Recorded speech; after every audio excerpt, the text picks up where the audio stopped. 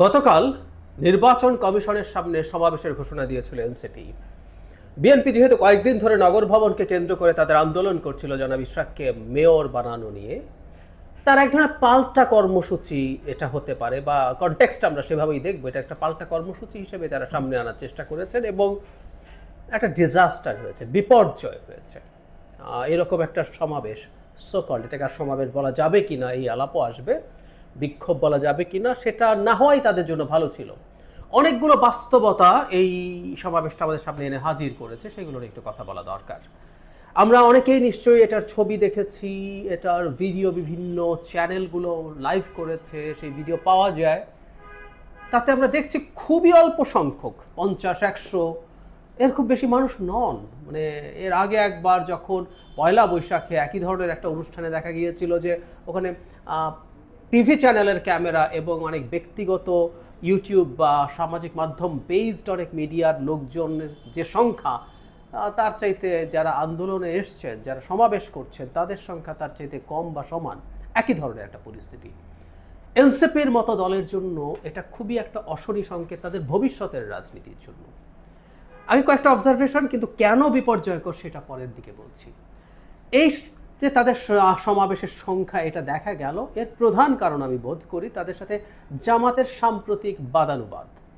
আমরা খেয়াল করেছি আওয়ামী লীগ নিষিদ্ধকরণের দাবিতে জনাব হাসরাত আবদুল্লাহ যখন যমুনায় গেলেন, তারপর তারা শাহবাগে আসলেন, তখন জামায়াতে ইসলামী ইনফর্মালি, যদিও তাদের নেতারা যে একেবারে লুকিয়েছিলেন তা না, গুরুত্বপূর্ণ নেতারা দেখিয়েছেন, কিন্তু তারা বলছে তারা ব্যক্তিগতভাবে গেছেন এবং জামায়াতের অফিসিয়াল সিদ্ধান্ত ছিল জামায়াত সেখানে থাকবে, ফলে লোকজনের সংখ্যা মোটামুটি দেখা গিয়েছিল।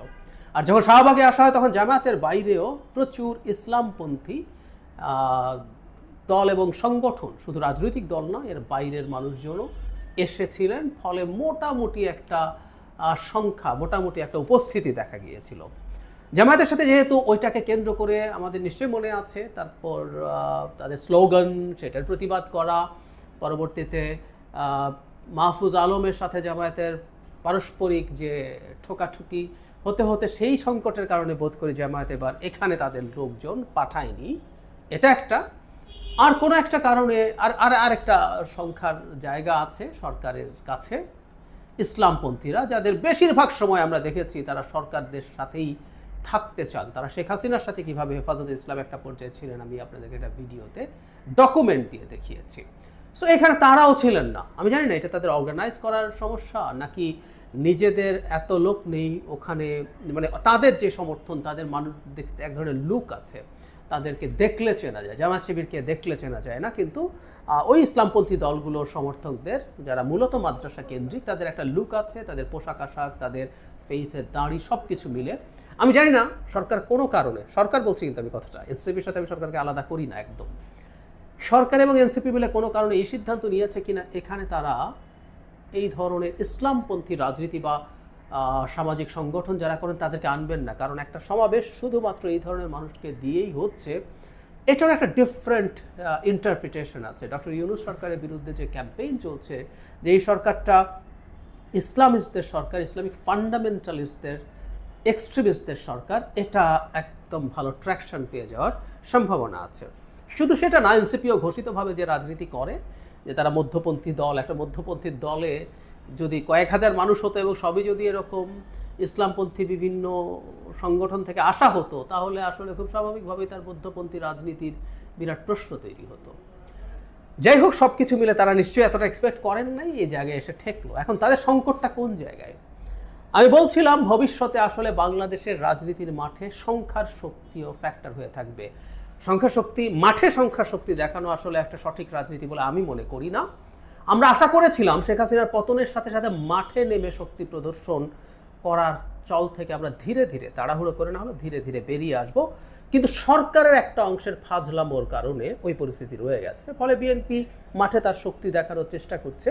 এখন সরকারের ওই অংশটাও চাইবে তাদেরও শক্তি কোনো না কোনো ফর্মে দেখানো। এখন এনসিপি যখন তার অবস্থা এইরকম নিয়ে হাজির হয় সবার সামনে, এটা তাদেরকে হতাশ করবে, জনগণকেও এনসিপির প্রতি হতাশ করবে। কারণ হলো এনসিপি দীর্ঘদিন থেকে একটা দাবি করছে, ইনফ্যাক্ট জুলাই অভ্যুত্থানের পরই, মানে শেখ হাসিনা পালিয়ে যাওয়ার পর থেকেই তাদের ডাকেই নাকি সারা দেশের লক্ষ লক্ষ মানুষ তাদের পেছনে দাঁড়িয়েছে, তারা এত কিছু তাদেরকে মাথায় রেখে এটা হয়েছে। এবং এটা করতে গিয়ে তারা বিএনপিকেও আক্রমণ করেছেন যে আপনারা 15 বছরে তো কিছুই পারেন নাই।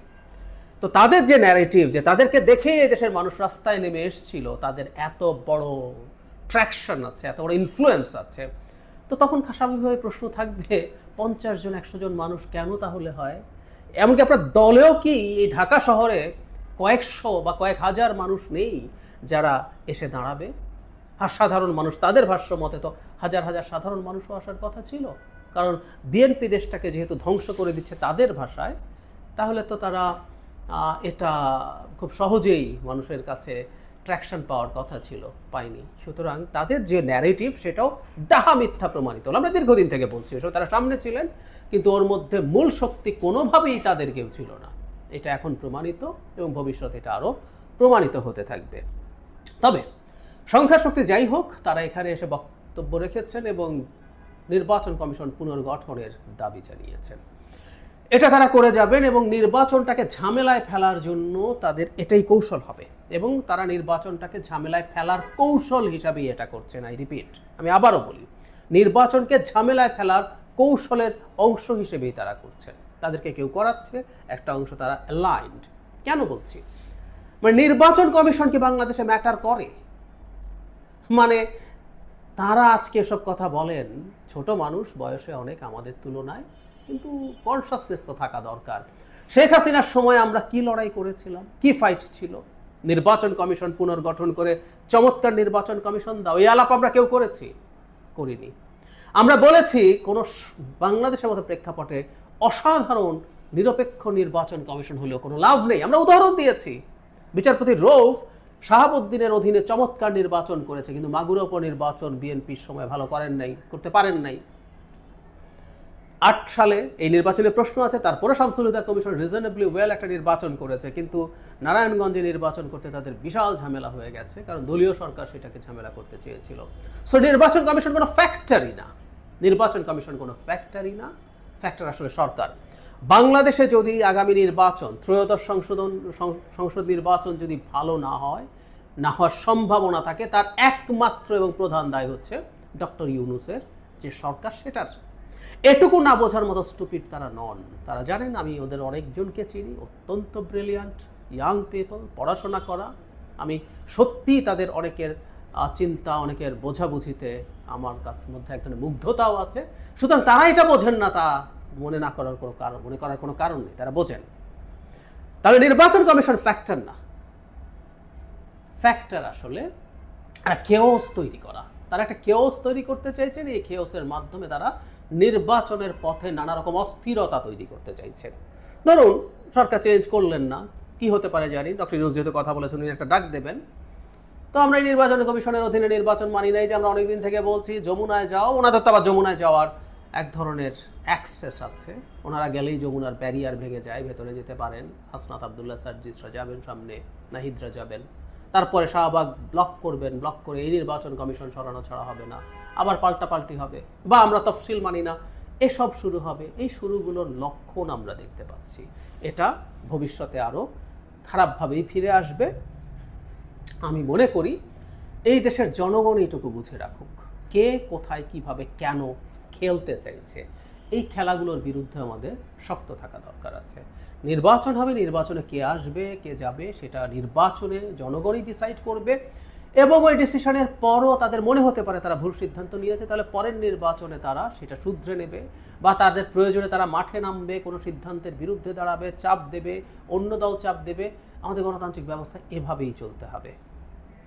ক্ষমতা ধরে রাখার মতো কোনো ইত্রামি বাংলাদেশের মাটিতে যাতে আর না হতে পারে, সেটা যেই করুক, সেটা শেখ হাসিনা কিংবা ডক্টর ইউনূসের সরকার পুরোটা বা একটা অংশ করুক, সেটা আমরা মেনে নেব না। এই জায়গায় আমাদের শক্ত হওয়া দরকার।